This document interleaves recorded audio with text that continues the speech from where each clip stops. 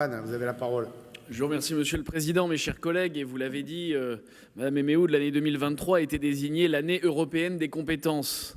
Si de compétences nos entreprises et beaucoup de nos acteurs socio-économiques dans cette région n'en manquent pas, 2023 en fait a été surtout une année qui a marqué l'incompétence de l'Union européenne.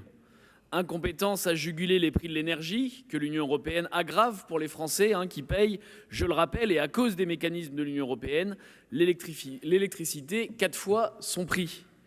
Incompétence aussi à faire respecter, par exemple, nos frontières, faisant de notre territoire une passoire à migrants, immigration massive et incontrôlée, délinquance, multiconflictualisme aggravé. Tout à l'heure, on parlait sur une délibération d'un moment de clarification, on parlait de l'importance, suite aux événements dramatiques, de se dire les vérités. L'incompétence de l'Union européenne, elle était encore une fois crue. Je pourrais être plus long sur ces incompétences, mais rentrons dans le dossier. 130 000 € au soutien de projets de compétences et citoyenneté européenne.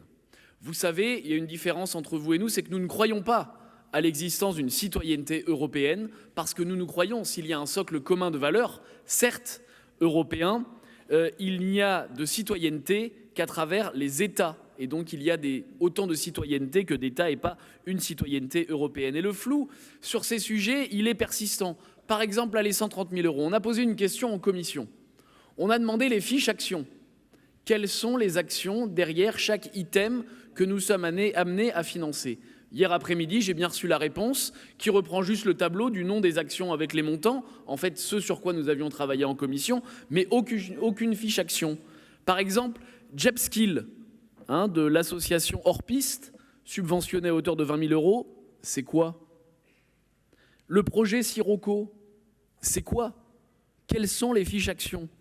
Alors on va rentrer en période de campagne électorale pour les européennes, vous venez de le rappeler, nous envoyer des tableaux avec des noms, c'est bien beau, nos différences sur la perception de la question européenne persistent.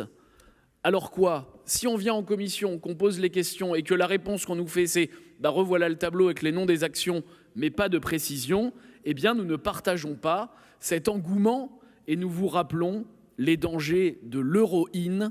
Alors nous y voterons défavorablement compte tenu de tout cela, et nous vous laissons la compétence partagée de l'incompétence de l'Union européenne. Je vous remercie.